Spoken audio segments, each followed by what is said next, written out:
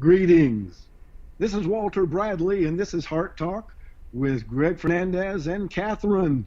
Thank you for joining us tonight, Catherine. And we're covering some issues in California tonight. You've heard of the Kincade Fire. Actually, there are 9 different wildfires and might be more by now. But I counted today 9 different wildfires, and we're kind of focusing on the Kincade wildfire tonight. And we want to just find out and get your input if anybody's joining us or if you want to join us. We're looking for more voices, and especially if you're out in California in the area of these fires, jump in. We want to talk with you and get your input. And if you have more, let's just say informative information, as I say, meaning you've got some inside dope that we could use and you've got the real deal and can vet it, well, we'd definitely like to hear from you and maybe listen to what you have to say here and let your heart talk. So Greg, Catherine, Greg, start us off with your list on information for what we're going to be kind of going over tonight. Okay, well, I hope that we can go over definitely these fires. I've pulled up a bunch of topics here for us. PG&E admits it might have ignited 21,900 acres Kincade Fire in California wine country. I hope that we could talk about the Texas custody battle that people have probably heard of by now, I would think. Even though I have the wrong link up here, but I will find the right one. Maybe we can get into some of the politics, some of the things that are going on with a guy named Michael Flynn. If you've never heard about Michael Flynn, what's happening with Adam Schiff and the whole Trump, how they're going after Donald Trump for collusion with Russia, in case you haven't heard enough about that. And then if we have some time, we'll get a little update on the Jussie Smollett case. And he is a guy who said that 2 Trump supporters beat him up, and it turns out that he actually hired them. They were friends, and he is this guy is from a show that I think it's called Empire, if I remember correctly. I don't have cable. I don't watch this stuff, so I don't really know about that. I had never heard of this guy up until this came out. But let's go ahead and start with the fires, and let's see how far we get with all of these different stories here. So regarding the Kincade fire, hello. I don't know what that was. Oh, no. Yeah, okay, so one of the videos decided it's going to play on its own. I'm going to stop that. Yeah, it was pretty good timing, actually. I don't mind the timing in that one. But let me go back here. We're looking at a website, www.fire.ca.gov, California Department of Forestry and Fire Protection.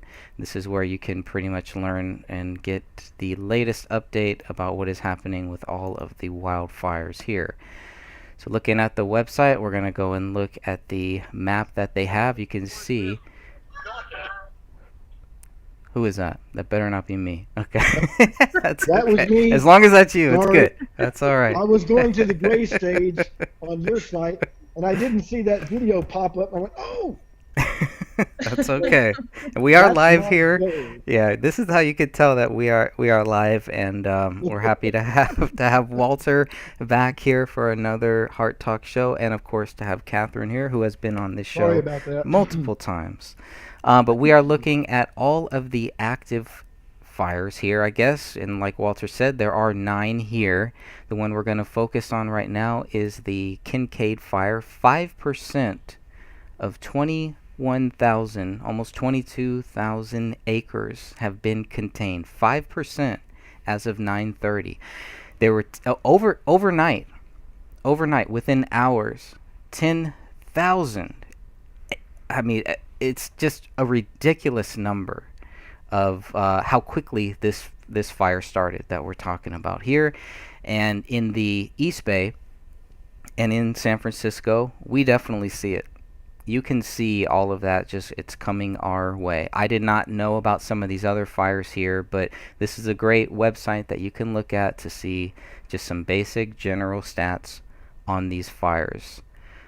So focusing on the Kincade one here, we're going to go in and see what the latest is. But as far as I know, Okay, wildfire. The last update was 10:25 at 9:30, and it's still burning. Like we said, it's 5% contained. So I can view on these details here, and if there's anybody in that area who can let us know kind of what is going on, what people need, you can see the status update here. They are evacuating. They evacuated Geyserville, Cloverdale, all the different roads, so you can see exactly what's going on. The problem is because these people, where the fires are, because they're shutting down power, how are people going to really know what is going on? But that's always been some of the biggest issues here. It's always good to have some type of a battery power radio. Make sure that you're prepped. Make sure that you are ready for these things to happen, and make sure that you are ready to get out of Dodge, because there will come a point where you won't be able to. Looking at some of the damages and loss, 49 structures have been destroyed so far. Cooperators and personnel. How many personnel? And I do know some volunteers that are going out there, some people that are heading out there. So try to connect with the local law enforcement, because you don't want to become somebody that goes out there to help and ends up becoming a victim too. So just wanted to keep everybody updated on that. And tying into that is this PG&E story where that video started for some reason. And this is from ABC 10. And I'd like to get both of your views on this. PG&E admits it might have ignited 21,900 acre Kincade fire in California wine country. PG&E said Thursday it didn't de-energize a 230,000 volt transmission line near Geyserville that malfunctioned minutes before the fire erupted. Have you guys heard about this? Yes, I did, and I had read about the PG&E's confession, and it makes me think. Now, Greg, if you remember when I was in California with you back there, in the wintertime, the fires seemed to go away, or they were, basically put out by December. Generally, I remember. Not always, but they got it cleared up. And by winter, when the cooler, rainy part of the year came in, generally, the fires were pretty much done. Right. And what I have noticed recently in the last couple of years, in the last 3 years, it seemed like the fires, 3 to 4 years maybe, the fires have increased and it's gone longer to where it's almost like a year-round event. Is that what you have noticed out there? It does. Yeah, it does seem to be happening more, and that's why it's good to have these type of sites. And I'm sure there are other sites too that that also follow these different fires, because when you start looking at it, there are a lot more fires than I would have thought or that I would have heard of. So I will be curious to see as we get into closer to September, where these, are we going to have more fires? What's going to happen then? So I'm very curious to see where all of this goes, and how are they going to stop it if it's at 5% now. But I'm getting tired of hearing about all of these wildfires constantly, and then later on it turns out that somebody set this fire. So that's what I'm going to be looking for, is once everything is calmed down, then we'll see. That's right. And I am always curious. I thought all these wildfires, they can't be all tied to the electrical PG&E. And if they are, that would be even more suspicious. Right. There are some that occur, but if you're doing maintenance on your lines, it's not as likely to be, of course, then there's wind and there's storms. Okay. So Catherine, have you probably don't get too many fires up where you're at. Well, we do get fires here in Colorado. We have some going right now. The latest one I can remember is the Deckers fire.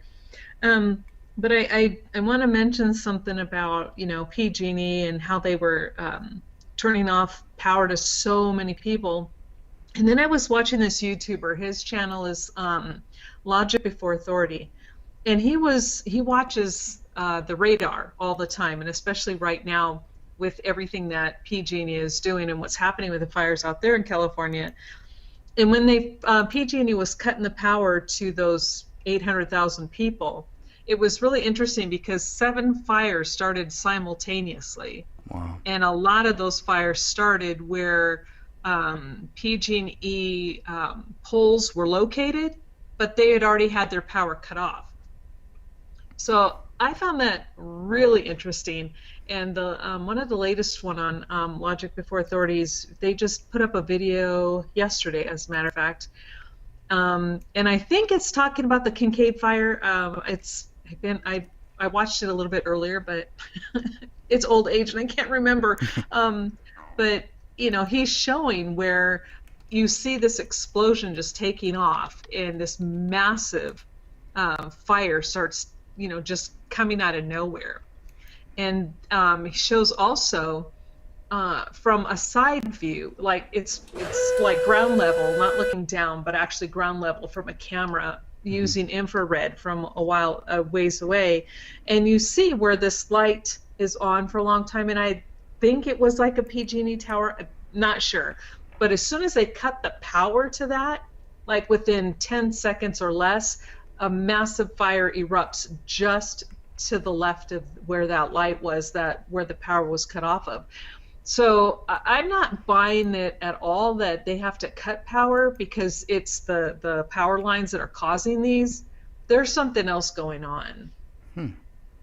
I agree, and I was reading that story when you were bringing it up. I thought, oh yeah, and this interesting to me that PG&E, oh excuse me, started cutting power to everybody after these wildfires, and I'm thinking, well, that doesn't seem to be the answer, especially as you have mentioned, Catherine. I thought, wow, all of these fires starting when they're cutting power, and it's almost like they're saying, oh, it's never been us.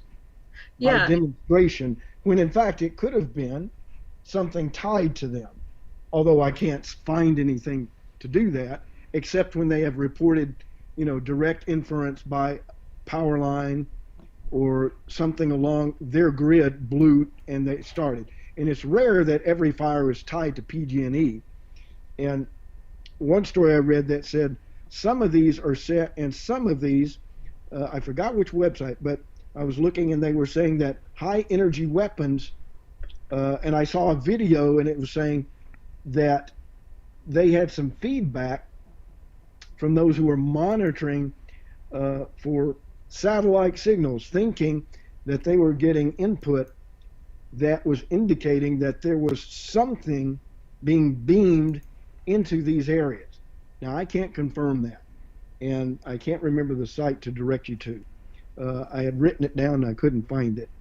But they're thinking satellite, not all the time, because that would be rather, to me, kind of obvious if a fire starts in the middle of nowhere and there's nothing around to start it and no human involvement.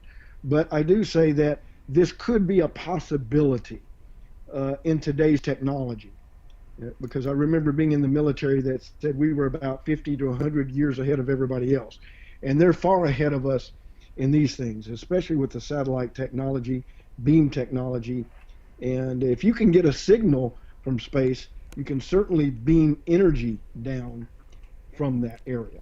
Easily. Well, and we definitely do have the directed energy weapons. That's no longer a secret anymore. And you know, of course, I agree with you. There's no way for us, the layman, to know for sure. However, when 7 fires start simultaneously in areas where the power has been cut, and when they turn that power off, those power lines are dead. They don't have live electricity running through them. They shut them down for that purpose because they said they were trying to avoid fires. And then all of a sudden you have 7 erupting at the same time in different parts and only in the areas where they shut off power. Something isn't right there. So it's like, okay. They can't pull the wool over our eyes anymore, I don't think. I think the vast majority of people are starting to catch on. And I think so. And Greg, maybe you're in California. Have you noticed anything strange? I was around big fires when we had the big fire in Oakland and the Oakland Hills fire. And I don't think they discovered where that thing originated. I have to look that back up and come back maybe next time. But the reality is California and the West, Colorado, and even Texas at times, have had these types of fires. Now, when I was growing up in the 70s, this wasn't near as bad, at least from the reporting in the news of that era and of that time. We didn't hear major fires consuming tens of thousands or even hundreds of thousands of acres of prime forest land. And at least I never saw it, or they didn't report it much. But I knew in Texas we didn't have too many. And I remember when I moved there in the 80s, there wasn't too much of that. But as we got into the 90s and further, it became more prolific. Greg, you grew up in California, did you see the same thing? We've always had fires. I always remember having About the fires. propensity of the number of fires. Because I remember back in the earlier days, there were fewer fires. Okay, yeah, I think there were always like one or two in my lifetime. I'm 40 years old, so Right. I think there were maybe like two or three really big fires that really stuck out. And because my dad was a firefighter here, those were kind of the ones that we would always be kind of worried, and it wasn't that many here. But I also didn't have a website that I could go and actually see how many fires were happening. The other question that I had is the smart meter. When did these actually start coming here? Are we having more fires? Is part of the reason why they're shutting down power, is it tied to these meters that aren't really smart? And are they causing some of these fires, or are they contributing to some of these fires that are happening? I do think some of it is part of the environmentalists here, who don't want anything touched, and that has gotten crazier. That's a whole nother issue, a whole nother topic. But I do, that's a great thing that you brought that up, because I was going to ask you about that. Living here, were there more fires here before we had these smart smart meters? It's hard to call it a smart meter. There's got to be, what is the real name? It is not a smart Why do they meter. call it a smart meter? That's just a term. Maybe that means we're smarter than you. We're getting you with a smart meter. I call it a killer meter. It's just like these things, we should not be so close to these things. They force it on us. If it's so great, people would want it. They would be knocking down doors to get it, not having it forced on us. That's a totally different thing, because it's better for these companies, because of profits. Yeah, that's a whole nother issue there. Because they can remotely monitor use, and they can remotely get your bill, and who knows what influence that meter can have on things, and how they can influence the meter. Yeah. Yeah, and in our chat room here, we do have our live chat room. So She-Wolf, thanks for joining us there in the live YouTube chat room. And she says, were fires as prevalent, and were they as intense as now? I think that's basically what I was trying to say in like 20 minutes. She said it in like one sentence. Yeah. And that's the point that I was wanting to look at. Why do the fires now seem to last all year and the number increase, where before they got them contained, they put them out, and there was a time when there were no fires. But now it's continuous. Is it tied to these meters? Is it tied to directed energy weapons? Is it a coincidence? Is it tied to the environmentalists? Is it just a big cocktail of all of these different things that people are waiting on, that the local government here is waiting to seize on, to say, look, PG&E can no longer do its job. We need to regulate this. We need to take control of this for your safety. Instead of saying, you know what, let's find some other people that can compete with PG&E in this area. That's what I would like to see. Not just them or the government. There's got to be more choices. I don't ever see that happening in California. But I'll tell you what, let me tell you something. We have choices in Texas, but I can tell that it's not well regulated, because it hasn't done much good for us. Really? And I'm afraid in California it might even be worse, if that's possible. Yeah. Because we haven't noticed much savings, and we've got several electric companies that work here. And the big scary thing for me is there are the electric companies, and then there's the delivery mechanism. The poles and the wires are owned by Encore here in Texas, Central Texas anyway. Okay. Oh, wow. And that's a separate company, and they add another 90, 80, $90 a month. Wow. I mean, Wow. not that much. Sometimes it's higher. It's That's lower, it's 18 to, more. I haven't looked at that, so don't take my word for it, but I've seen that and heard somebody say that it's up to that point. So that's not vetted. But so that means you've got the electric company. Oh, and pretty soon they'll have the pole company and the wire company and the workman's company, and it's going to add these. And it's just a way of stacking fees on there to get more money for what is contained really within one arena. And I think that that's gouging. And well, I call it gouging anyway. Where we used to have one electric company, they sent you the bill, and that covered everything. Yeah. Delivery, your electric power, it's basically on your usage, not just the poles that bring you in the wire and all of that. Because I look at that and I started laughing. I thought, wow, that's a bureaucratic way of looking at it.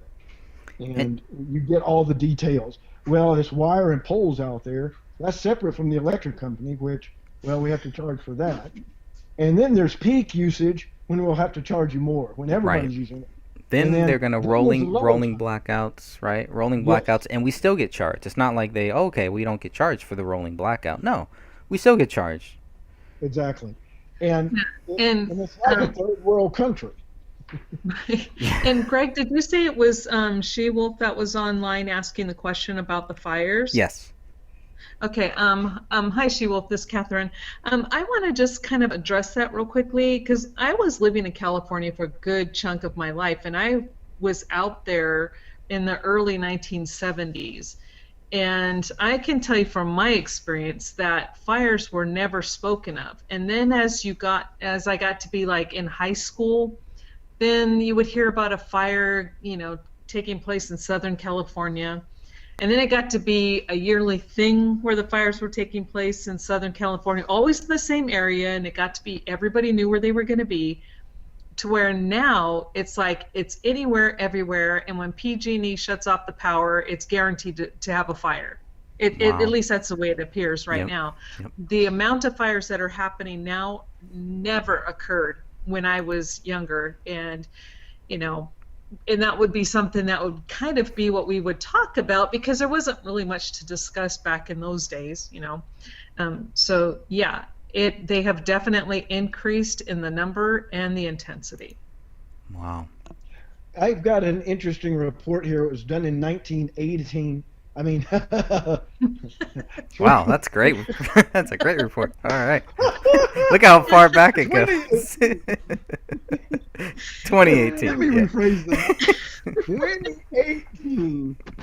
But anyway, it's on USA Today, and it's saying, how do wildfires start? All it takes is a spark. And that's interesting how they say that. Yeah, if that were true, you see, if that were true, we could all start a campfire, right? And that's exactly. And it says, here's their take, and they're put out in the media. In the early history of Earth, nearly all wildfires were started by lightning strikes. That's not quite true. But see, they're telling you something that's not quite true, kind of true, but not quite true. And it says in early history of Earth. They don't refer to what era they're even talking about. So it's generalistic. Nearly all wildfires were started by lightning strikes. Well, that's kind of a generalistic thing. You don't have to do research to come up with that. It says now they're coming to their point, now that humans have come on the scene, like they were never on the scene. Do you see how they word that? We're responsible for the vast majority of fires. So they're leading into a direction that's clearly not true. Because at that one article that you're talking about, they're talking about PG&E and electrical power lines being a cause. And it obfuscates, investigation into a lot of these fires they don't know, I think. and they assume, because it's hard. You got to go to the place of origin, and if they get there, they have to really do some investigative takes on what's going on, because an electrical fire that starts from an electrical source from PG&E will definitely have the evidence that you can take a picture and say, "Oh, see that? Look, right here, boom." Yeah, and we don't ever hear that. They're blaming climate change in oh no, this that's just this article that you're talking about. It's climate change interesting. Start a fire. It's always about climate change. I think it used to be global cooling, then it was global warming. Now it's just climate change. I thought I was. Hold on. The Earth is really cooling.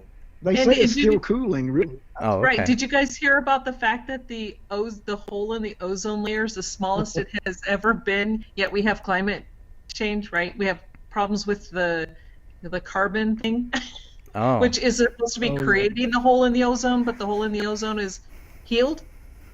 Shrinking and gone now. Yeah, it's like, but okay. And CO2 is at its highest levels. And I did some research on that, and I read a study that when CO2 is at its highest, it was during the Ice Age. Right. And they tend to forget that the CO2 is what the plants need to survive. You take away the CO2 and all of the plants die. Yeah, and they say, oh, it's because they're cutting down on the trees. Well, we have enough grass growing. They do it.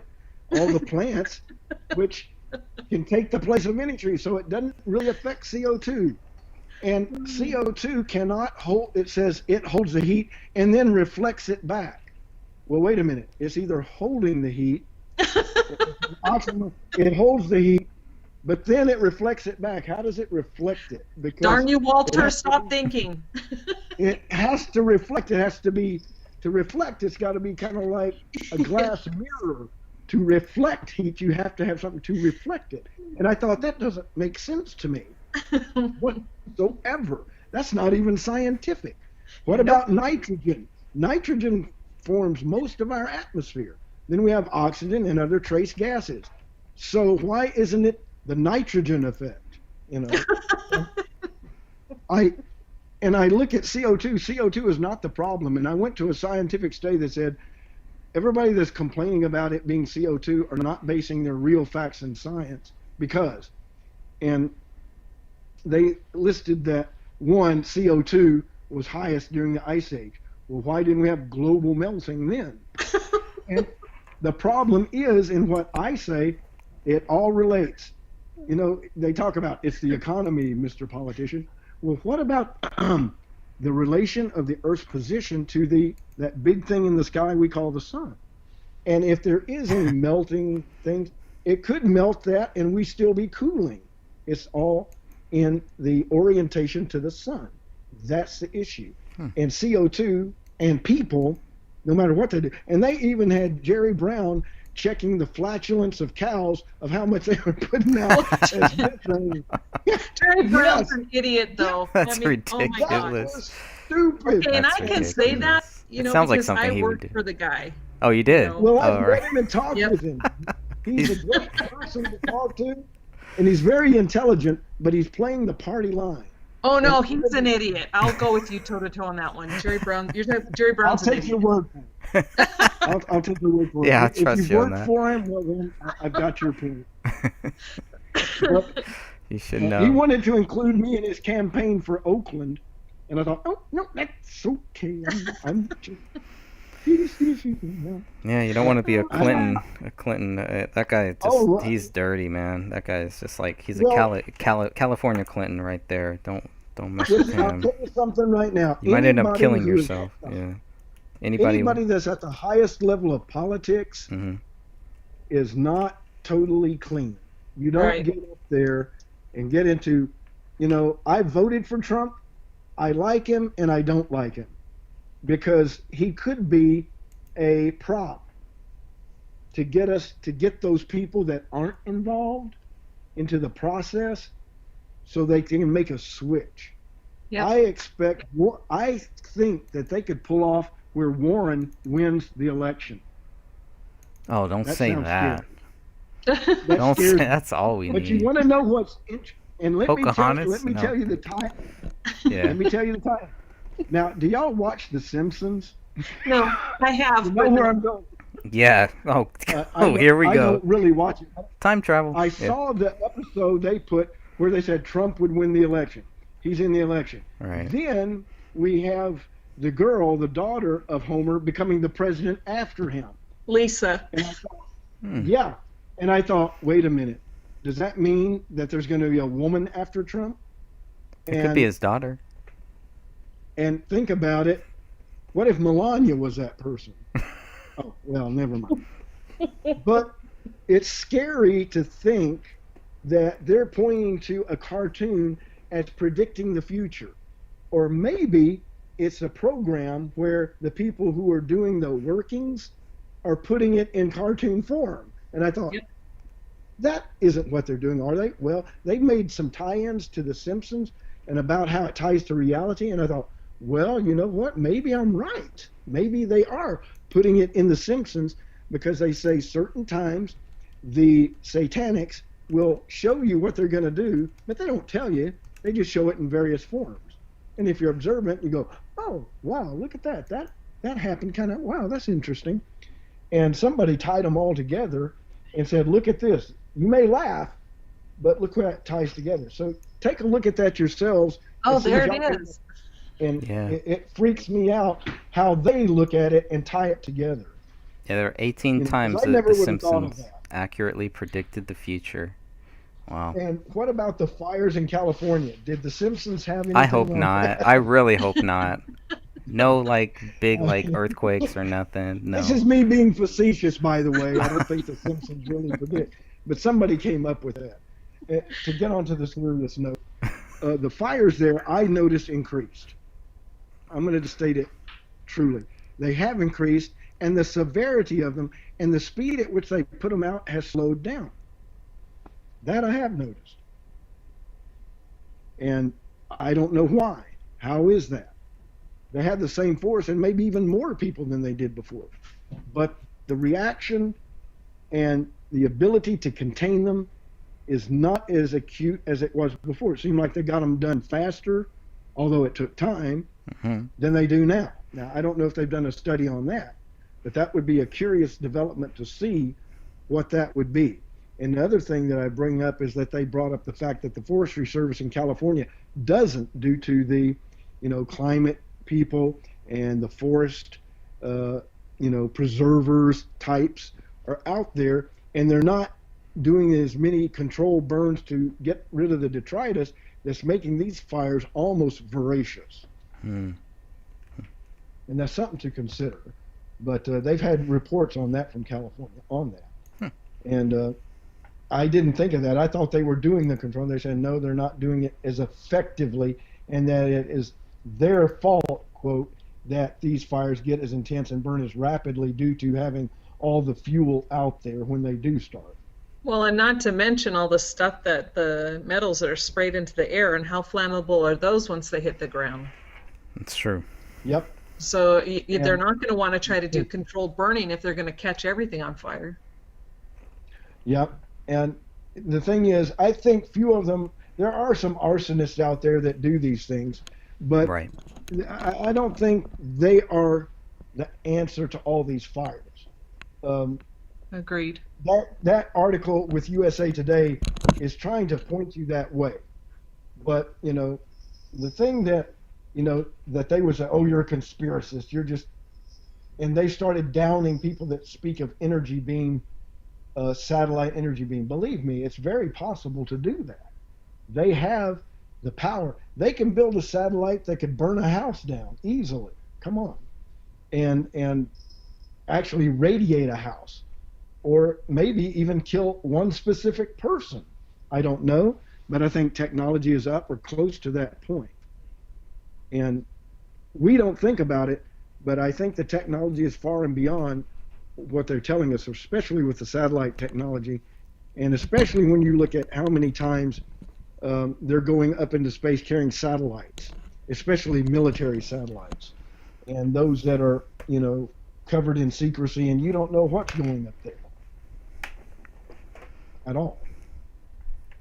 And I'm going to start tagging that a little bit and watching what goes up. And the interesting thing to do is watch what satellites go up and if anything changes in any specific area, particularly. All right. Because satellite technology now is you can direct an energy beam unseen, can't even feel it really, but the Earth and forests and detritus that are out there could actually start to burn. Wouldn't take much. Well, just finishing up with these with this PG&E, where they actually admit that they might have ignited. This might be their fault.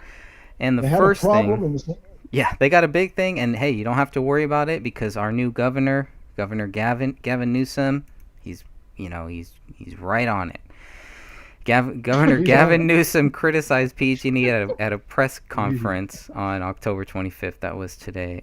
PG&E simply did not do their jobs. We will hold them accountable. How do you think they're going to hold them accountable? How can they hold them accountable? You got to realize PG&E is a major player as far as, taxes maybe. Yeah, but we got Gavin. Gathers from them.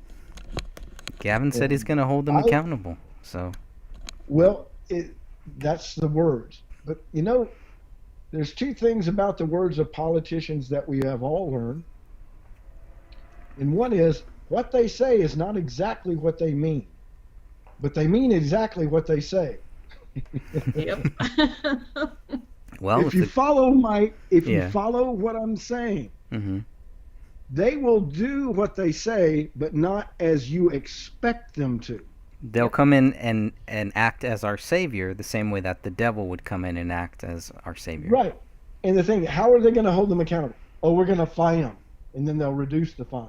And then they'll finally come to the $50,000 fine or the $100,000 or the $1 million fine, and it sounds so grand. They make a big enough. Well, we fined them, but the problem is, what did they do about the structure that created the fire? Right. And I've noticed in Oakland, you notice they always have poles, wooden poles, and it's almost, I hate to say it, 19th century technology still. How did they do the telegraph and phone and power do? Poles, lines hanging down. You say that you can't advance that, and I think they could. I could think of a few good ways, but why has there been no advancement in that? None. I don't know. There is none. And that's why I say we're still in the 19th century. We're driving with cars, and we actually have phones now that can do this. We think we're really advanced, but we're not out of the 19th century. They had that before. Now we just got phones that we can get pictures on. That's fine. We could have done that years ago, too. If you think about it, we could have. Yep. But been a little more bulky, but it could have been to that level. And because in certain areas, technology was like that long before we got it. And the communications that I knew of communication within the military that were common and which you could actually use if you wanted to do like very low frequency. You can go through the earth and communicate with the phone with a VLF phone. Why don't they create those or use that? Because they can make more money, really, I think, with this system. Could be wrong. Because anytime you introduce something that's rarely cheap and easy, like Tesla did, Nikola Tesla, he came up with free energy. But you got Westinghouse and all those people that got it and said, let's work this out where we deliver energy with this stuff and charge people for it. And of course, his ideas disappeared, and the government confiscated them actually. And he had things about flying, gravitational craft, everything. And what they did with that information, who knows? Yeah, in fact, they didn't even use any fuel. They used the it was working off of the Earth's magnetic. Yes. That's whatever is in the ground. Yeah. The gravitational and magnetic fields and yes, zero-point technology. Yep. And then that means you don't need any fuel. You just have the gravitational fuel, and you put your apparatus together, and I know I'm using mercury. There's one. I could go into others, and copper and gold, and you get a unit set up that can oppose the opposite, north-south as in poles of the, of course, magnet. And then if you get that going, you're generating a field, and it goes further. But that is what a lot of people are seeing as quote-unquote UFOs, and I think if you see lights on it, it ain't from another world. Exactly. They don't have the red and green blinky lights. No, and and little windows so they can see out. No, right. This doesn't occur. And now, if it's an amorphous creature that morphs and flies around, and it's a totally different type of traveling vehicle that, and I'll call it angelic morphing, that just appears and disappears and can do those right angles and everything else. So I think you're dealing with technology today versus UFOs and what they call otherworldly creatures, which don't exist. They don't come from other planets, I guarantee you. Yep. And most likely, I know which planet they do come from is Earth. And most likely military.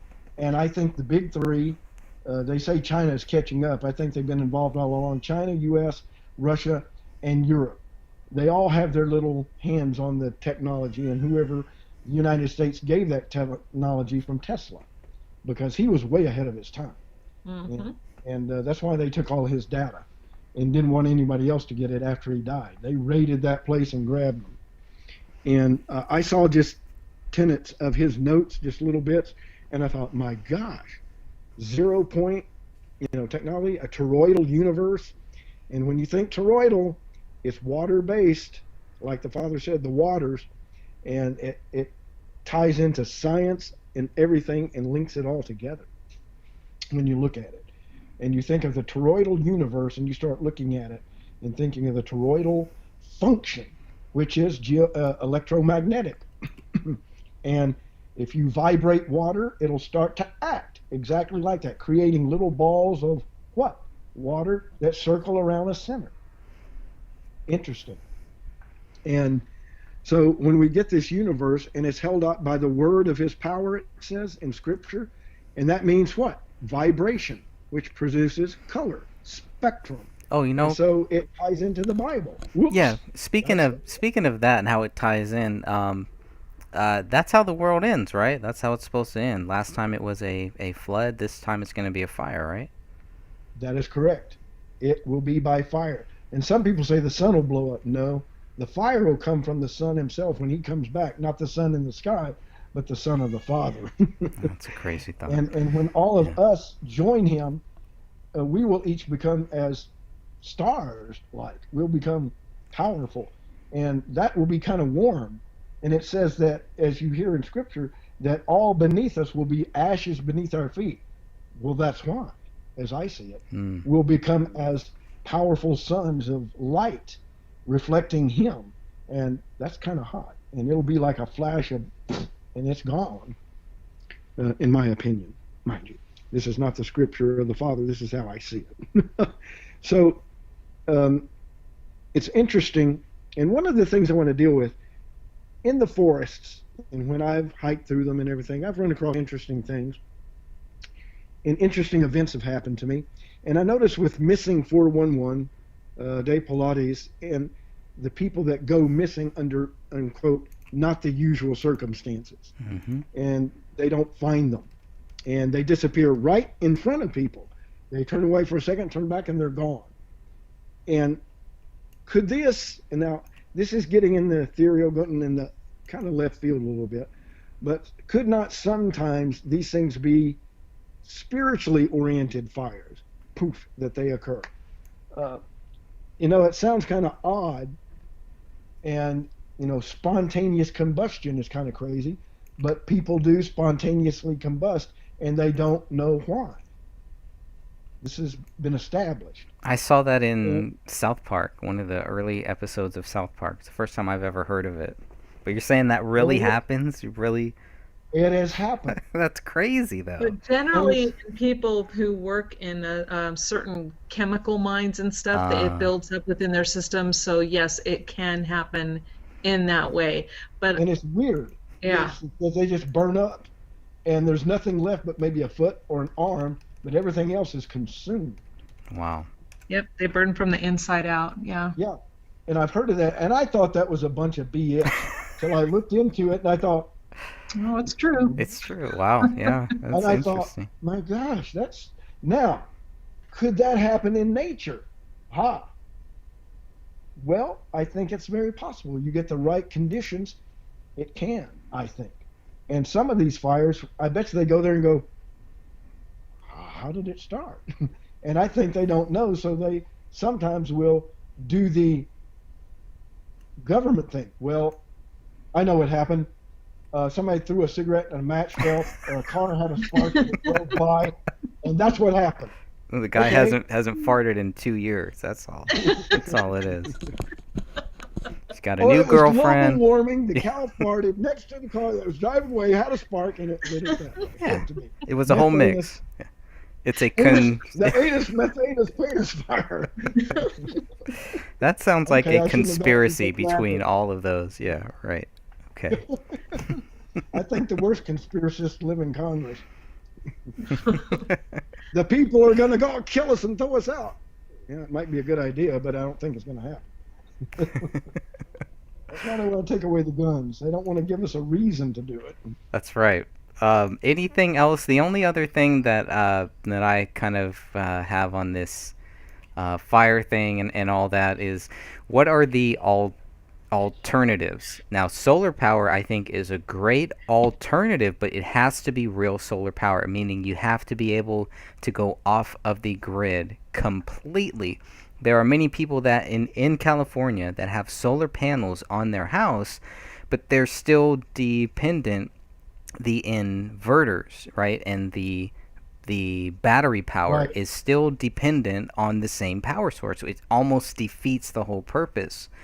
But if people, and we know people that are completely off of the grid, or can go completely off of the grid if they actually need to, by having their own inverter and by having their own batteries. And you got to be careful with that too, because if you don't know what you are doing, you can create problems. But oh yes, yeah, there can be some major issues there. But so to go off of the grid, I think is also to be able to go off of the grid with real solar power is much different than I think what a lot of people who have solar power now, what they could actually do. But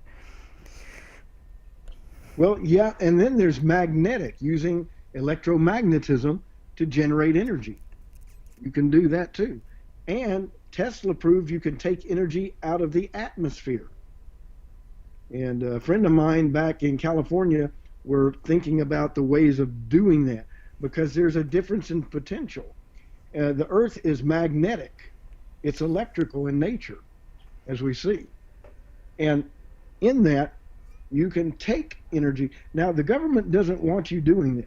If you go off-grid in a city that's on power, you will get some governmental interest, as I've noticed.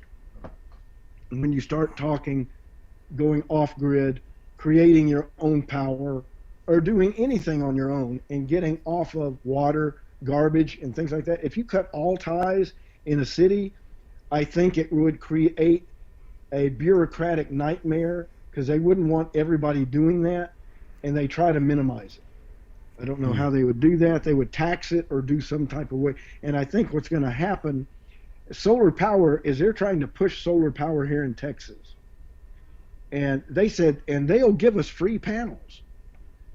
Right. You got to contact them, and they'll give us the free panels and install them. They just ask, well, is your roof covered by trees? No. And then they came out like, oh, it's wonderful. Oh, good. Well, thank you. Bye. And they've been calling me, trying to get me to do this. And I'm going, wait a minute. When the government comes and the people say, we're here to help, as Ronald Reagan said, we're the government, we're here to help. And I'm going, what is behind this solar power push that they want to do this? Right. So there's an angle there. And I want to look at that and think about that. And we should do a show on that one. Some things are too important to do yourself. Some research. because there's something to that. Not just in Texas. This is nationwide, of course. And who has the investiture in the solar companies? If you start getting big names in Washington, then you can start seeing some kind of pattern develop. Uh, and and this is in, of course, Europe also. And I've also watched the shows about the preppers, as they call them. Oh, those that are nuts that are going out prepping, ready for the government to come and get them. But they're just preparing just for what might be. But they go off grid, and I think some of them have come up with stuff they're not talking about and wouldn't ever talk to anybody on the news or anybody else about zero point energy and developing the electromagnetic type generator which generates power, because you got to know what you're doing with that. It's extremely dangerous, and you can actually, if you get like one guy did, he developed this rotating device that was, and it scared him because it levitated off his desk. Wow. And he was going, whoa. It freaked him out. And it was flying, it was kind of floating around. And he cut the power and the source down to it. And then he goes, I just created a levitating saucer. And then you could hear him going, whoa, whoa, like, oh, wait, that means they could do it in bigger stuff. And his lights were coming on with that. But the reality with the solar power is somebody is in control of it. And now I know Texas is a Masonic state. Not to blame the Masons, not to blame anybody, but one of the biggest Masonic halls is here in Waco. In fact, one of the biggest in the world. It makes me think that the Queen has to come visit here often then, right? She's the head Mason. But it strikes me as odd that Kennedy was killed here, and all of the California and Texas now, as I've started to figure out, are sources for things that go nationwide. Texas is an interesting state. Of course, the Bushes based their operations here. And we get a lot of prominent people that come through. You would never hear of them coming through Waco, but I bet you they do. Because there's a major Masonic hall here. And they even have a Masonic hall in McGregor, Texas. A little bitty town. Of course, Bush lived close there. And within 19 miles. And I thought, how interesting. And it wasn't there before, because I drove there years before, in 2000, 2001, with the death in the family of my mother and father. And it wasn't there. Then there's this little, then after Bush was elected, I tie it to that, and then there's this little Masonic hall in McGregor, Texas. Of course, nearly every town has one, I've noticed, in Texas. And they're generally grand buildings with ornate fixtures and all the symbolism that Greg has covered. I don't know what type of wine they have in Texas, though. That's one of the reasons why I'm not sure if I'm going to move there. There's plenty of good wines I've found here. Okay, all right. Well, I'll take your word for it. You would definitely know. Well, the guy I talked to that cued me in, he says, what's the basis of the ground here? Limestone? I went, oh, yeah, limestone all around ground. He said, you know what the basis of the ground in France is? I went, oh, you're going to tell me? Yeah, limestone. And he says, we are the France of the United States. I went, oh, okay. Okay, yeah, but the soil in Killeen, Texas was clay. We had nothing. It was terrible. It was you wouldn't put a vineyard there. No. I'll tell you that right now. And we have the heat, which you need, but not the soil. Okay. And you definitely don't have the soil in Belton. But there are places that would. In East Texas, you might get that. But if you get east, you got the weather and the heat issue, and you need the proper heat, the proper soil, and the proper vintner. Well, here is another reason not to go to Texas. I'm going to give everybody another reason. Two parents' legal battle over whether their 7-year-old is transgender has drawn demands for a child service investigation. This is on BuzzFeedNews.com. I found this The article governor's very looking into interesting. that. Yeah, the Texas Department of Family and Protective Services said Thursday that it is reviewing allegations of potential child abuse stemming from an estranged couple's legal custody battle over whether their 7-year-old child is a transgender girl. We're talking about a Yep. boy. I mean, this is whatever. It's Okay. ludicrous. It It is nuts. And for somebody to tell a child, oh, you're not a boy. Oh, yeah, you're a boy. But really, if you feel and think you're a girl no You're matter what your right. body is. Now, That is this the same is one, wrong. Greg, where the mother is a doctor? Yes. Yes. That's the article I read. Yeah, She's a she should be in prison. I think she's a Yeah, pediatrician, that's if I remember correctly. Which, yeah, if you've ever dealt with pediatricians, not good. And Georgilus, I guess, is her name, and yeah, it's very very strange. But I mean, come on. I mean, children should not know about sex and at it's all curious. until they're much older. Whether and to have this even be a talking point. I mean, it's just getting worse. This world is just getting so bad when you think about things like this. And this is just one case that we've heard of. I don't know if there are other cases out there like this that maybe just haven't gotten press Well, yet. the California in the Gay Pride Parade, they had 7 and 8-year-olds dragging Disgusting. Disgusting. in Yes. drag and Disgusting. saying, hey, we need to support transgenders. I'm transgender, and look at me. I am on, and I'm going. That's what I heard or read that, and I'm going, wait, that's abuse. You can't bring a child into a gay parade. Well, and Uh, there are and it many. shows how far this nation has slipped. Definitely, and here's the crazy thing is that there are many gay people out there who feel the exact same way, that this stuff should not be put in front of children, that this should not even be a topic. If they would not even raise their kids like this, regardless of any of our views here on that. I mean, it just seems like articles like this, are they being shoved in our face? Are cases like this really, is this, because to me it seems like a big problem. Is this really a big problem, or is this something that is just meant to just stir up hatred in Christians? And I see it as a way to continually numb or dumb down the American society because, when I was a child, I remember that any parent who would dress up a boy in girls' clothing or a girl in boys' clothing and then call them opposite of what they were could be, and oftentimes were, arrested, taken to court, and put in jail for child abuse, child neglect. And this mother and this is by the little boy because the father videotaped him, and I thought the father handled it pretty well and asked the questions, and not a derogatory manner toward the little boy. But when that little boy's like, yeah, my mommy puts me in a dress and my mommy paints my nails and my mommy says I'm a girl, why is she not in prison? I don't understand it. It's child abuse of the highest regard. Absolutely. And yet they're trying to normalize it and make the father out to be the villain, and the mother is the one who should be in prison. Exactly. And what they're doing is also, think about it, is they're teaching children who see this, and those parents who are not against it, teaching these children, see, that boy is being abused by his father. He's not acknowledging who he is. He's not allowed And I to be think himself. They're Right. using this Yeah. because if it's a child saying it to another child, they may think it's weird, but it gives them exposure.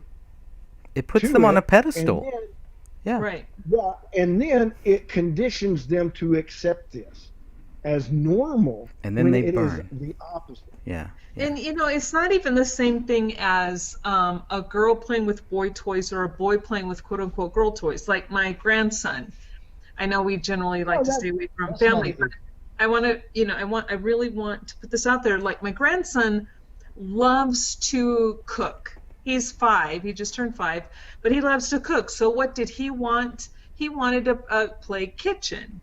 Now, Yeah. most people would go, okay, that's a girl thing. He is all boy. through and through, this kid is a boy up and down, but he loves his play kitchen. And so I got him a play kitchen. And it's like, I don't think I'm doing anything. And, I don't go around telling him he's a girl. He's definitely a boy. He will tell you he's a boy.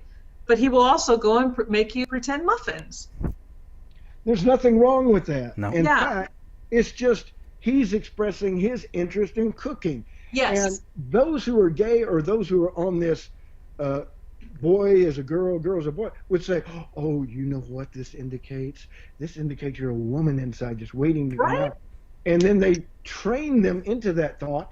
And because it's an adult, naturally a kid looks up to any adult who's kind and gentle with them and starts explaining things. They think, well, this must be true. And it is misleading them. And it is abuse, and it is something that they're not dealing with anymore like they used to. And that's a problem. But what it's doing is they say to get anything to work, you've got to get the children. Yeah. Yes. And that's what they're doing. That's right. And there is... I'm sorry, Craig. No, go ahead. I was just going to say, in the terminology that they use, transgender, is such a misdirecting thought, because no one is trans. There are very few people. Or transformers. Yeah. Yes. I mean, there are people, and it's sad, but there are people who are born with both sexes. Yes. It's very rare, but it does happen. However, genetically, they're going to be more one than the other. Like, you can have a boy with a Y chromosome, but he could have up to 4 or 5 X's with him, and then that's something called Klinefelters. Now, God still created this as a boy, but with the genetic defects, or will present more as a female, but still has the male chromosomes. Mm-hmm. And then there are people who are, born with, both sexes. They have both genitalia. But these are far between. These are not the same thing as telling someone, oh, you feel like a boy or you feel like a girl? Okay, you are. No, you're not. You cannot change your sex. You cannot change your genetic makeup. It is what it is. And that's why I just get so frustrated with that whole pushing that ideology. They're trying to totally go away from male and female, period. Yeah. And everybody can be anything. Well, if that's the case, okay, I want to be the Rothschilds, I want to be Trump, I want to be Obama, and I want all their money now because I'm all of them. Because you identify as that. Right. Here's one to go with, and here's what I like. I like your anthology there. I go, what if I feel I'm a chicken? Yes. You have to relate to me as a chicken. You can't talk words. You've got to speak to me in my language. Oh, right. And by the way, or else you hate chicken. I like my nests, and if you and don't offend me. You have to talk to me with the proper pronouns. No, not male, female, or hen, rooster. It's that alone. And if you don't relate, and give me the proper tones and each in proper sequence. That's the same thing as a boy saying, I'm a girl and you must use the proper pronouns. Right. Yeah, your proper pronoun is what were you born as? What's your genetic makeup? And right. They used to call that gender confusion. Yes. A gender-specific disorder. Yeah, the dysmorphic disorder, yes. So have you ever heard of gender dysphoria? Do you know what that is? Because that's what the mom is, and she is a pediatrician, which it just raises a whole nother issue. But that's what she is diagnosing her son with. Now, I have a few questions about the mom. I'm gonna look up some things about what it means, gender dysphoria. I have no idea what it sounds made up to me. I could have made that up. But there would be a few questions that I would have for this mom, and I do think that we need to make sure that nothing improper is going on between the mom and the son. First of all, I would like to know if the mom is straight, or if the mom is one of these people who identifies as a guy. if that had anything to do with their 2016 breakup. But regardless, and the other thing is, I like to know what type of drugs this mom is on, because these pediatricians have no problem telling people to get their shot, to get their drugs, to do all of that stuff. I'd be very curious about that. I'm not accusing this person of anything, but if you're gonna do this to your child, there's just something wrong with it. So I'm gonna read here. Gender dysphoria is a condition where a person experiences discomfort or distress because there's a mismatch between their biological sex and gender identity. It's sometimes known as gender incongruence. I've never heard of this before. You know what? That's almost made up, because let me tell you why. Gender dysphoria is a condition where a person experiences what? Discomfort or distress because there's a mismatch between who they are and what they want to be or what they feel. And they say gender identity to get away from what it is, the thought of the delusion in their mind that there's somebody else, like me saying I'm a chicken. If I told y'all that and really meant it and believed it, what would you think of my mental state? You'd go, yeah, there's something wrong. That's something's really wrong. And the same truth applies to gender identity or gender dysphoria.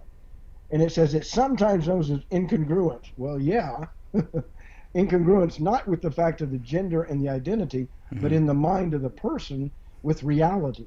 Incongruence with reality. Right, in the finishing sentence there where it says biological sex is assigned at birth depending on the appearance of the genitals. No, because if we go back to what I was talking about earlier, if you have a boy that is born with Klinefelters, he is going to have the appearance of the male genitalia, but he's going to be, genetically far more female. So, again, it's like the constant twisting. How did they get away with this? How did this get so out of hand? Well, one of the things is, and I'll tell you really, it's because of getting people in the right places. Because I remember my mother said, if you want to change something, you've got to get into the position to do something and to make your position known. And the one thing that the gay and the transgender community has done is, one, get out in public. And one of the ones that have done this and how it has gotten around, well, y'all are missing one point.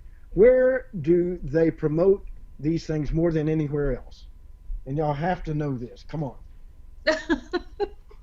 Greg, you're from which state? California. Okay, and what in California kind of espouses this? The gay pride. Not only I don't know. I have no idea. What is in down south in L.A.? Oh, Hollywood.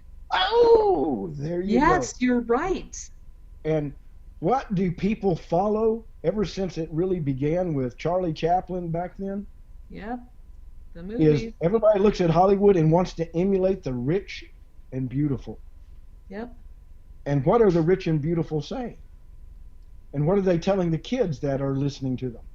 They're getting to the children through the movies, and it's teaching them. And you look at it, and you'll see children in them acting in, oh, that's just him. He's got gender identity. He's really a woman in a boy's body. They will actually say things like that in these movies. And what does that do to the children? They're like, oh, that must, my mom had done it. They're not telling me the truth. It brings a conflict to the children, and most of them, due to their lack of knowledge and experience and understanding, unless they're under a spiritual household that's really tied to the Bible, they're not going to get the correct guidance. It'll be a parent that doesn't have the guidance of the Bible would have to say, well, I don't know. It's up to the individual who they are, which is going to be kind of what a lot of parents would say. But you're a boy, right? You know you're a boy, right? And the boy might get confused, say, well, I don't know. And see, that's what the movies introduced, is that confusion, which opens the door for this type of behavior, in my opinion. Right. Yeah, and and I agree, and I was really surprised, even though I'd heard about it forever, because the subliminal messaging is nothing new, right?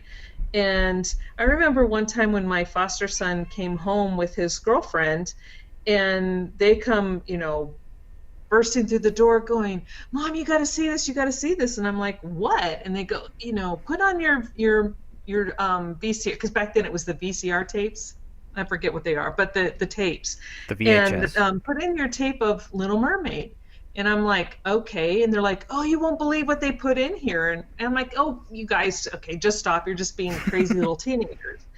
And so they start going through the Little Mermaid frame by frame at certain sections.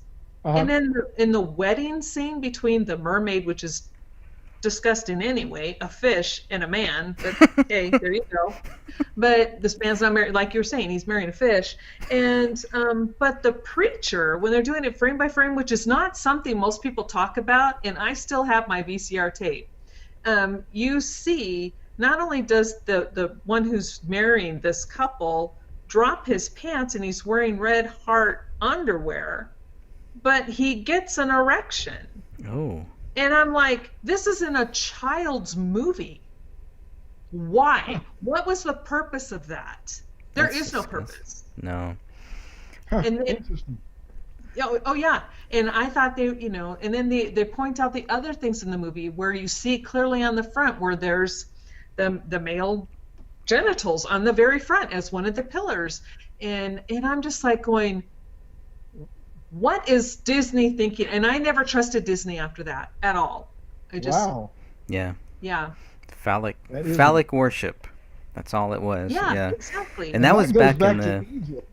Yeah, I mean that was a big story back in the 90s, I think, right? I mean when that movie came out, somebody got fired for that, for putting, of course it was like, oh, it's just this one guy and he was drawing it and then he got fired later, so he had this problem and nobody saw it and nobody caught it. And I don't believe that not for one moment. Yeah, I know. Well, just think about it. What's in Washington? Yeah, phallic. What's in the Vatican? St. Peter's Square. It's everywhere. Oh yeah, the obelisks. Yeah. Yep. And also the phallic symbol, like at the Lincoln Memorial, that tall. Yep. The same thing is in. It's in Rome, isn't it? Too? Yeah. And in Vatican. The phallic symbol of Horus, and it's like people they don't put all of that together, and it's like, why are we having these things all over our country? And Lady Libertas. Yeah. Yep. Idols.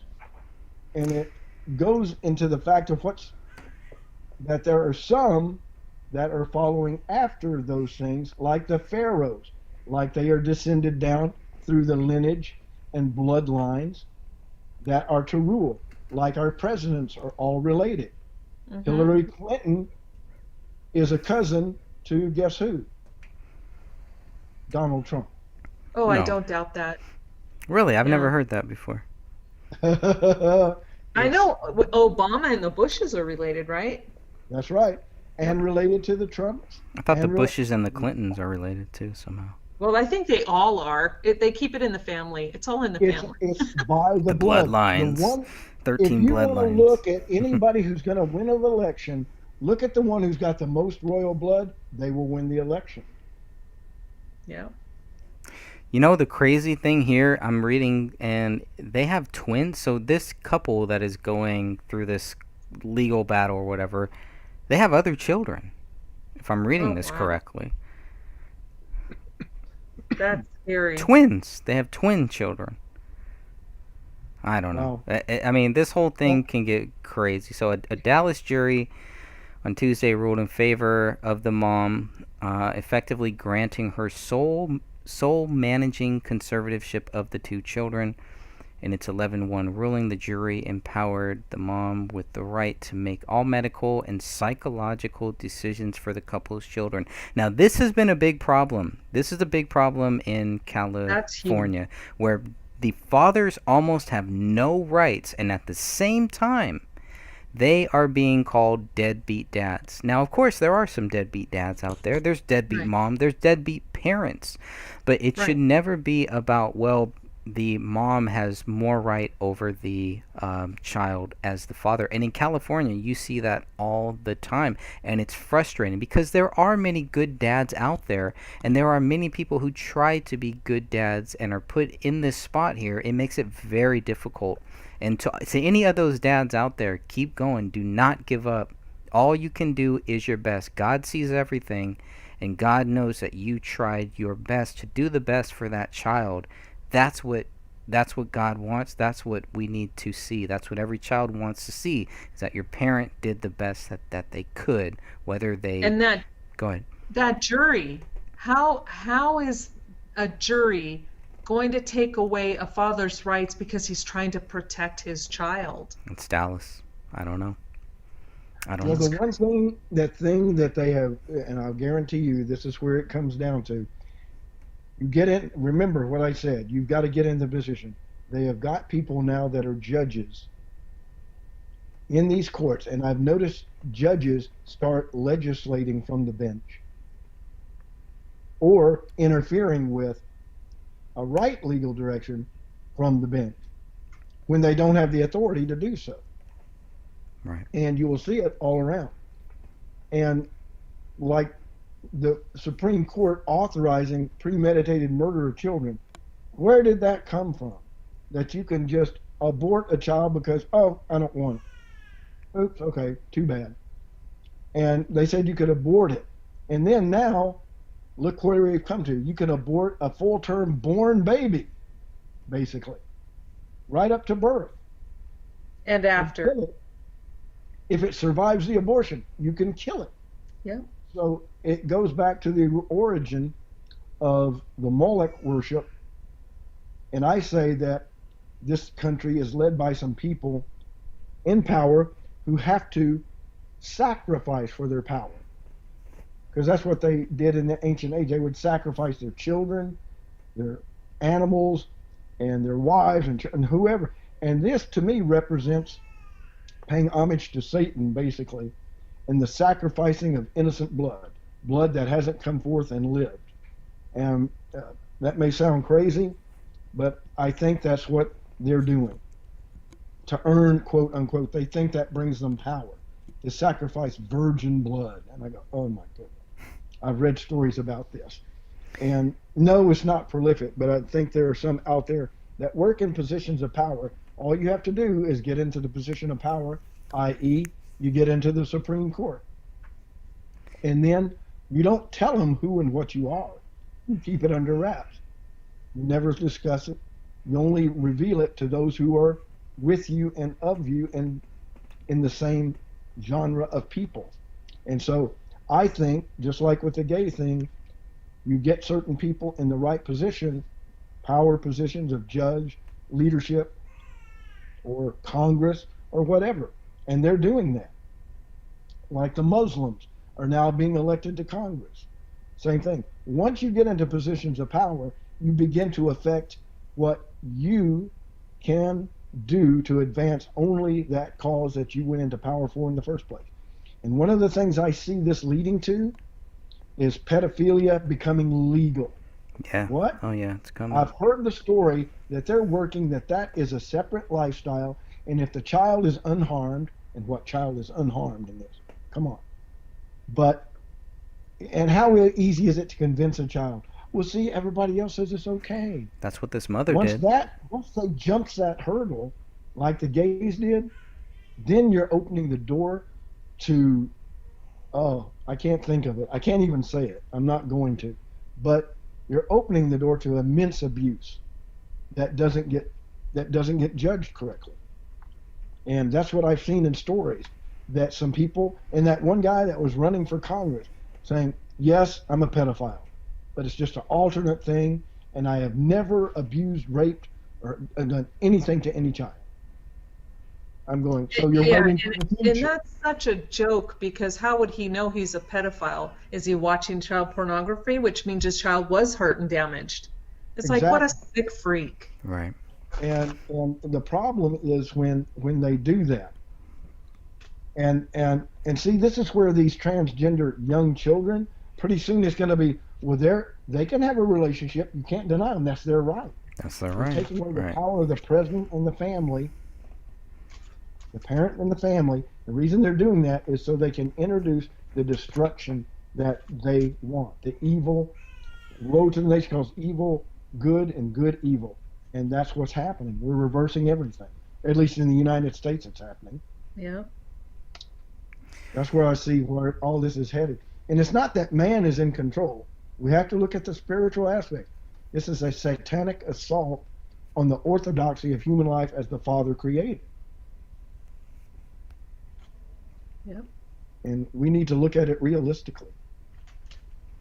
That's right. And Yeah. there was some good news in this case, and we're kind of still going back and forth on it, but there was a judge, Kim Cooks, who reinstated the parents' joint conservatorship, according to a reporter covering the proceedings at the Texan, a news site founded in 2019 by a former Republican state senator.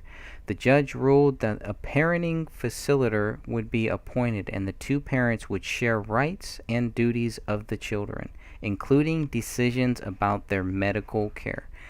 All right, so I don't know if that means, is that where we're at here? After Tuesday's decision, Texas Governor Greg Abbott said the jury decision was being looked into by the state attorney general. So it's going up higher, right? So it's like one judge, one court rules this, another court rules that, right? So I don't know.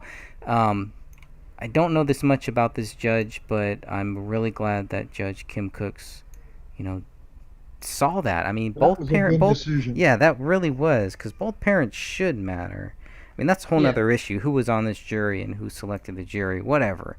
But okay, so on Thursday, I think that's pretty much the update on this case. But it's a very interesting case, and it's almost one of those cases that are kind of meant, it's put out there so that people will start talking about it.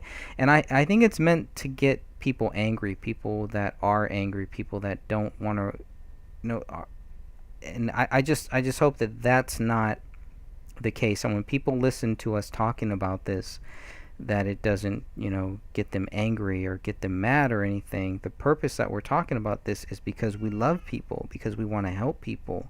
That's what this is, and they don't understand that this is wrong. This is not love. What they're doing, turning people gay and turning them into these things, it's not love. It's not good for them. It's not the way that God intended it. It's not the way that it's supposed to be. And it's so out in our face right now, and it's everywhere, and it's like we're the bad ones for saying that this is wrong. There's something it's just a backwards world, but it's all in Scripture. For anyone that reads their Scripture, it's all there. This is the way that it was always going to go. You can clearly see what is coming, what is here, and what will be until Christ comes back. But Walter, this is the stuff that we would talk about working at Family Radio, and I did not see it then. I never thought that it would get here.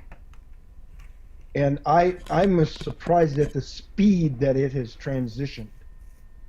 And one of the things that German, your father-in-law, we were Orthodox people, and we'd talk over different things, had our disagreements and things, but we talked, this nation is gone. Yeah. And this is going to speed up. I didn't think this would happen the way it is, especially the transgender children issue. Yeah, the children. I mean, it's caught me off guard. And then I saw where it was leading, and then I found an article about the guy saying, pedophiles are not bad people. I went, what? and No, this is just the this is the stuff that we're just hearing about. This stuff has been happening for a long time. It's just now being talked about. It's just now being brought out. But there are people out there who have lived like this for many, many years. That it's crazy. And Southern California. Look to Southern California if you want to figure out how to fix this problem. The thing is, they say that Trump and guess who was tied to the gentleman who committed suicide, Epstein, in New York. Mm-hmm. And they said he supplied children to prominent people, Right. royals, and everybody. And I thought, wow, royals, politicians, well-known Hollywood types, where in Hollywood, the Corey Haim and all of those that talked about, oh yeah, we had to deal with sexual issues all the time with the power brokers in Hollywood and the royals. So this trafficking of children and the abuse, sexual abuse of children, of those in Hollywood, especially those coming out of Disney, Miley Cyrus. You look at how the transformation of these people from Hannah Montana to where she is today. Look at the difference. And they make all these points, and we see that the government and the military is tied to Hollywood in a lot of their movies. And it is interesting that these actors and actresses talk about the abuse. Michael Jackson talking about the Illuminati and how these people are just doing evil and that they affected him. And I'm thinking, people aren't looking and listening to this. They hear it, and all of a sudden they're blinded by something else that calls them away. But I note these things and I remember them. And one of the most distressing things is that these things come up, and the government and those who are in authority to do something about it, you notice there's no real interaction that comes from it. A little bit. Weinstein. Oh, we need a sacrificial lamb. Who do we give up? Yeah, him. Epstein. Boom. You have a couple of people, and then it gets buried. The media drops it quickly. And the Epstein case is a very good one. It was top notch, and he was a big one that was tied to many people in power. Yeah. And I already knew once he was in prison, I thought, and in the jail in New York, I think he isn't going to make it out at all. He's going to die. And I knew it. I didn't say it. I felt and saw that he isn't going to come out of this. Well, see, and I still believe he's alive. I think he was sprung, because the body that they showed that was supposedly him was not him. And I know that. And that happens in so many of these types of issues. Yep. He's dead, so he's no longer prosecutable. Yes. And they drop all charges. Yep. And so he gets a new identity, has a makeover. He's somebody else. And they continually abuse more and more children. Right. And oh yeah, and Trump was implicated in that.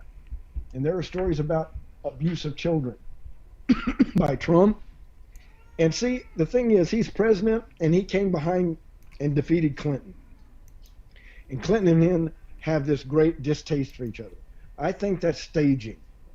And I really believe they do this to diffuse the public's knowledge or looking into those things.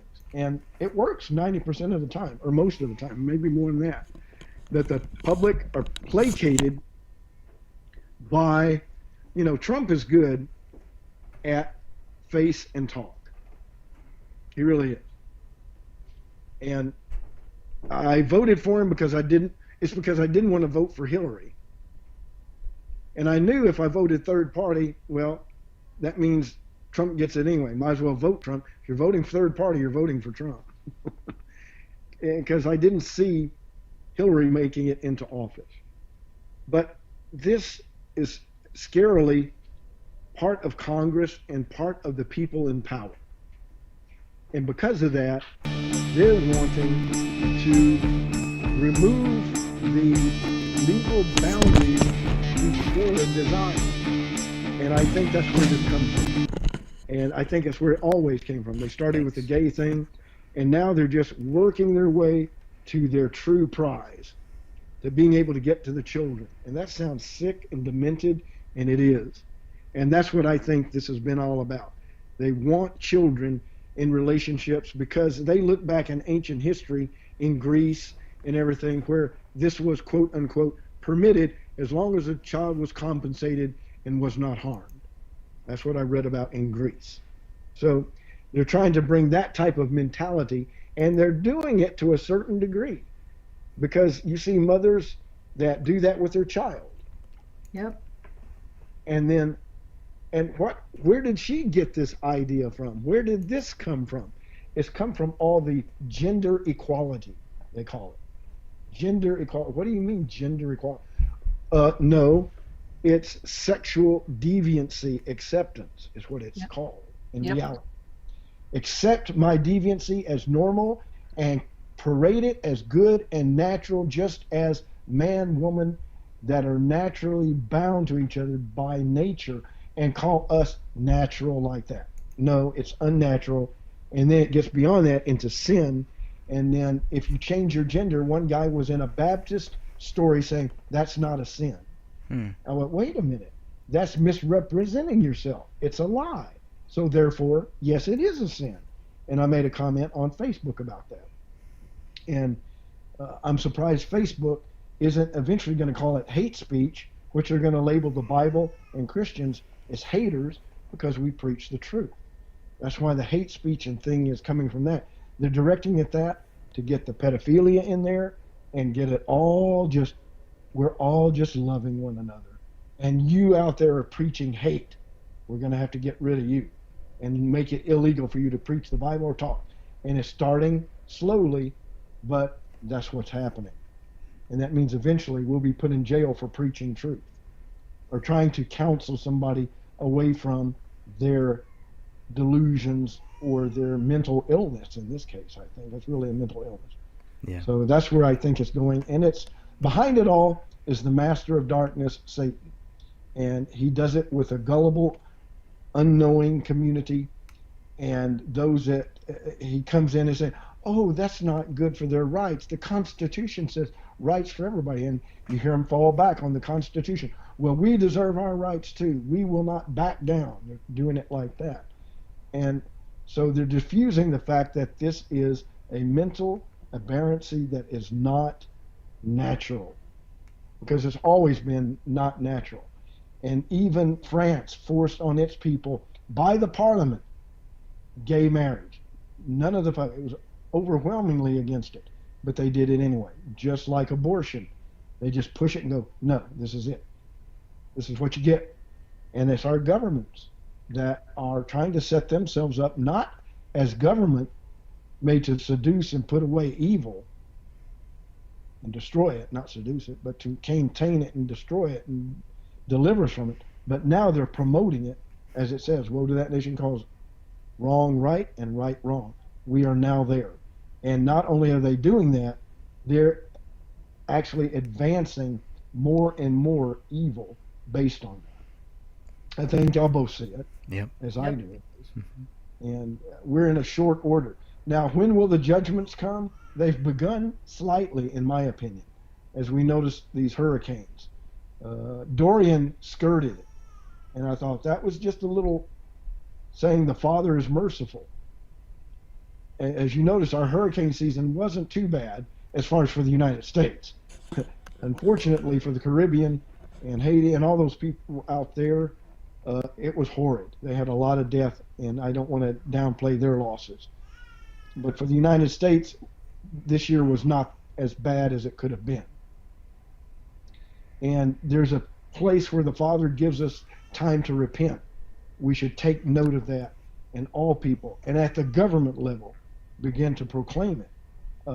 I like the way Trump mentions the Father and the Bible and everything, but I don't think he's totally genuine. I think they kind of chose him because he can say what he will and make it believable. He's good at that. The art of the deal, person. Sell the sell that you want to sell and get it across to the people. And he does it well. And to the point where they'll fight other people. I won't do that, of course. And Antifa, look at that. We have all these divisive things which come about because of this. And that leads to what? Martial law if it breaks out. And I think the media and certain ones in the government, not all, are leading division, the Democratic Party particularly. And they're going in people's face with all their diatribe and speak against Trump, which is just illegal.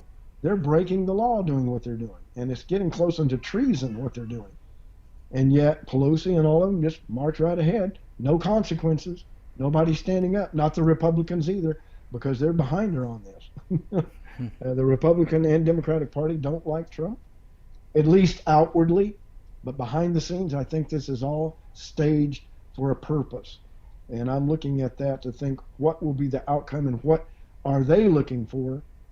Are they trying to knock down the fear of the Republican side and the nation that says that no, we shouldn't be governed like this, and we should follow the Constitution? Because even the ones who are out here who are Democrats and Republicans who are not in Congress and involved with that realize we should follow the Constitution, and we're not doing that at all. Yeah. The Constitution has been gone a long time, and they haven't followed it. And Bush said, "Oh, Constitution's push." I mean, the younger Bush said it's just a piece of paper. And I thought, well, that's how all of people up in D.C., separate country from the U.S., city, state, once you get there and you stay there for years, you're no longer subject to the laws of the United States. You're subject to the laws of D.C., and there can be quote unquote exceptions for those who are Congress who actually make the law and rule the law. So people have to understand that 3-city flag banner that they fly in Washington, 3 yellow stars under a red background, what does that mean? There's Washington, D.C., the Vatican, and London, the banking center. So people have to understand those things and look at them, critically and understand what it represents. And that's what's leading all of this. And to break down a nation's sovereignty, you have to get division and uproar to where the United Nations comes in, because they call for United Nations help, and then brings into the New World Government. But you have to create a problem to solve a problem. Yep. And they're doing a good job. I agree. And it won't be long for the United States will be in the state of civil war. They're going to keep going until they get it. And with the untrained youth, it'll happen eventually. Well, that's one of the reasons why I worry about the way that, we kind of find ourselves, some of us find ourselves kind of building up Trump. And is he being built up for this rise, for this fall? And what type of fall would that be? And I do think the only fall that they could ever put on Trump is to take him out. That's all that they could do. I don't mean by politically. I think they will have an assassination. Yeah, and if they did that, oh yeah, there's going to be a lot of pissed off people. A lot of pissed off people. Oh yeah, and they're building strong allegiance to Trump, almost like a demigod. Well, I don't know. I don't see myself as that, and I am a Trump supporter. I do support him as the lesser of two evils, which is not a good way to vote. No, that's no, probably not. No, but I didn't vote for him like that. No, I didn't vote for any lesser of. I never saw my vote like that. I took it very, very seriously, and I did too. Yeah, I really wanted to treat that vote the same way that I treated every other vote, and the way that I see how we need to hold everybody. They can't just they're on our team, so then we have to back them up and everything. These aren't gang wars, and we are seeing a lot of this stuff where it's us against them. Trump is one person, but I've watched almost every speech. I've listened to him. I try to engage into what he's doing, and I find it very entertaining. First of all, I watch wrestling. It's very similar. It is theater. It's good theater. I enjoy watching it, but there is a lot of it that I agree with him on, and there are a lot of things that I see happening, maybe not that he's doing, but the people that he puts in place doing. And I don't think that it's a coincidence that we're seeing all of these child trafficking stuff. All of these rings are being busted. Those people are on their toes. Those people are running scared, as they should be. I don't think that it's a coincidence that that's happening and Trump's in office. You know what I mean? So I think there are some deeper things, but I've followed Trump since WrestleMania 4, when WrestleMania 4 was held at Trump Plaza. And Trump is sitting right there in the front row throughout the whole show.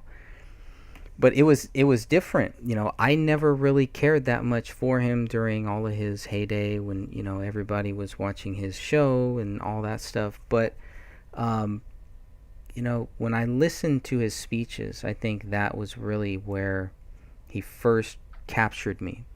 And then within the first year, dealing with all of the people that are bringing about all of this stuff that has nothing to do with what is going to help this country. There's no Russian stuff. There's all that stuff is just garbage.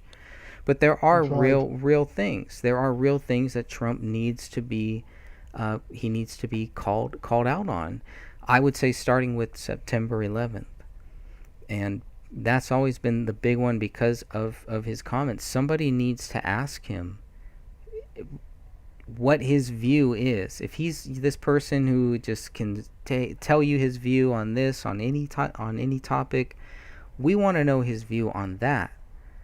We want to know if Trump really, is going to stand by what he said about bombs being in that building, or does he feel differently now?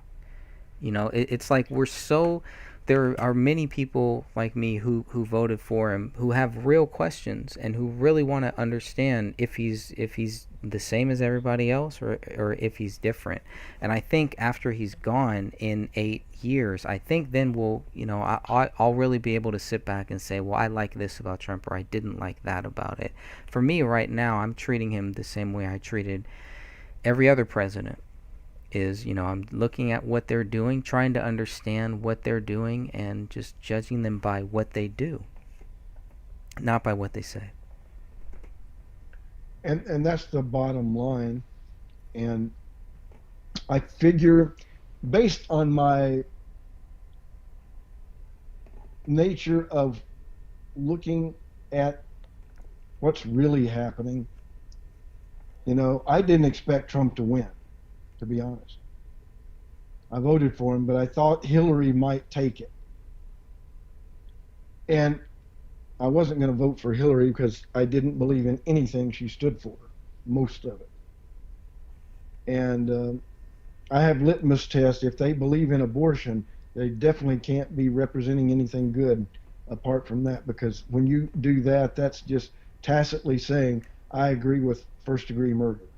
And the Supreme Court was wrong to make that ruling. But getting to my point now, Trump, I think, was somebody that was put in office. Yeah, he won the electoral vote, not the popular vote. But he got the right states to get the electoral vote. And they say, do away with the electoral vote. We should have put Clinton in. No, the electoral vote is there to protect us from just certain areas controlling the office. Because if you take away the Electoral College, Texas, California, New York, Florida, maybe Ohio, those states would always be the ones that would elect the president. Which is based just strictly on popular vote. Because between California and Texas, New York, and Florida, you've got a lot of the population tied up right in those 4 states. And if you took those 4 states, wow, you've got a lot of clout already. And then you just take a few other states elsewhere, and then you've got a majority.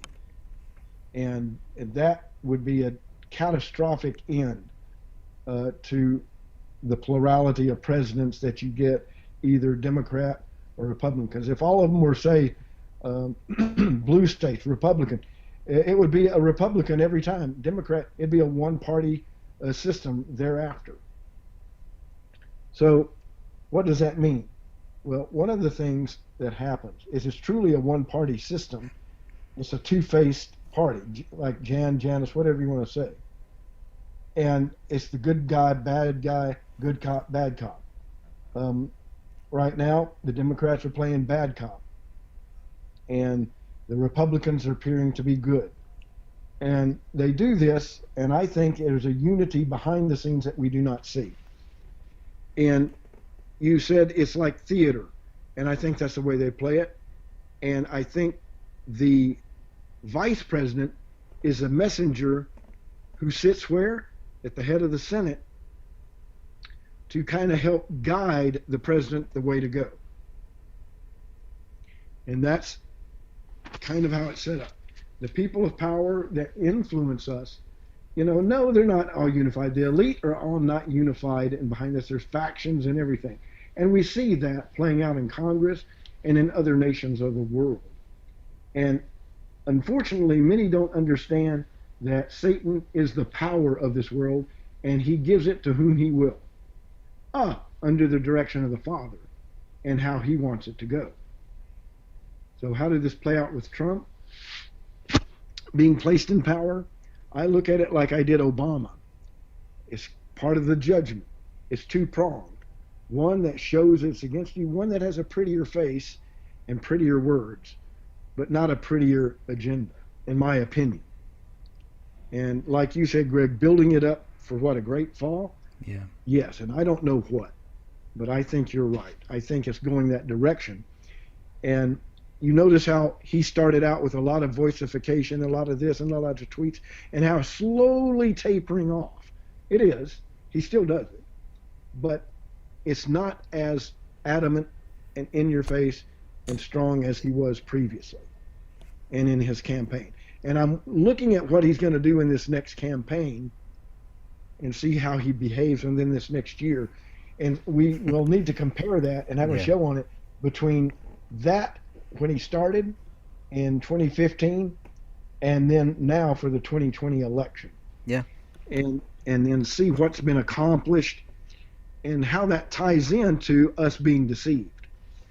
Because I think there's a deception involved in that. Oh yeah, I think we're going to have many shows on that. I think we should wrap this show up unless you have anything you want to, any topics you want to bring up, or else we'll come Catherine, back for do you have anything? No, I'm pretty good for tonight.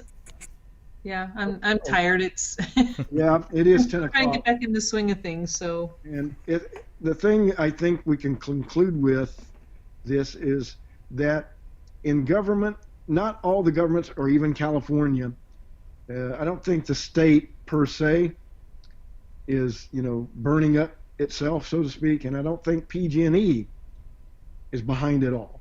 That's too simple.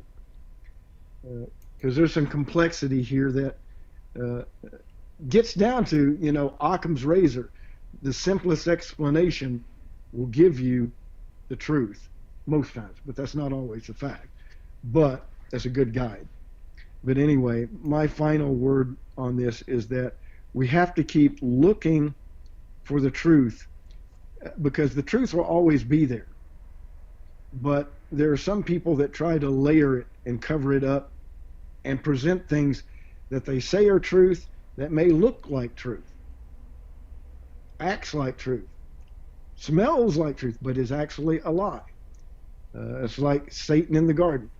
And it's always turning back to questioning the Word and the Creator. Oh, did he really mean that? Is it really true that there's only one sex? What if you feel and know you're a woman and you really know it? That is conflicting the truth. And when you find conflict with truth, it's always got a base, not in just that person. We have to love that person, but in a spiritual element of where they have been deceived in their minds, thoughts, and in their hearts. Gays are like that. They have been deceived by their own collaboration with each other. They fail to see the reality because that's not reality to them. The reality is who they are, and they don't see anything external as part of reality. It's just what they feel and think is true. That's it. And that means they can deny Scripture. Oh, that's not real. My experience. In other words, we made ourselves gods, and they make themselves gods, saying, oh, no. My experience trumps, no pun, the Bible and everything it's saying, because I know it from so therefore I declare its law. And nobody can do that but the Father. And they've got to learn that that's just not the way it is. And in their hearts deeply, they do understand it, because all know that he exists. Whether they give him a name and follow that and know it's the Bible, that can be debated to some extent. But the Father says they know me, and they know that they are wrong. And that's something that they have to deal with, especially in the days of judgment, which quickly come. But with that, that's my final word.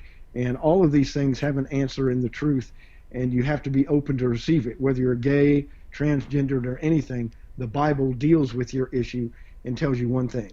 You're not what you think. You are what you are, and you have to really deal with it from a biblical perspective to get to the truth and be who you really are. Don't be afraid to be who you are realistically, not what is in your mind or what you think of yourself, because that can be a sin-based thought which can never guide you right. Even heterosexual or anybody else cannot be guided by their own thoughts. They have to have a basis in reality, which is the truth of the Bible. And with that, I have to say good night. And unless y'all have anything else to add, I'm finished. Just have a good night, everyone, and thanks for joining us. And thanks for having me on YouTube. Yeah, thank you, everybody, and peace upon you. May the Father guide you and keep you. If you don't believe, you don't have to listen to me. It's up to you.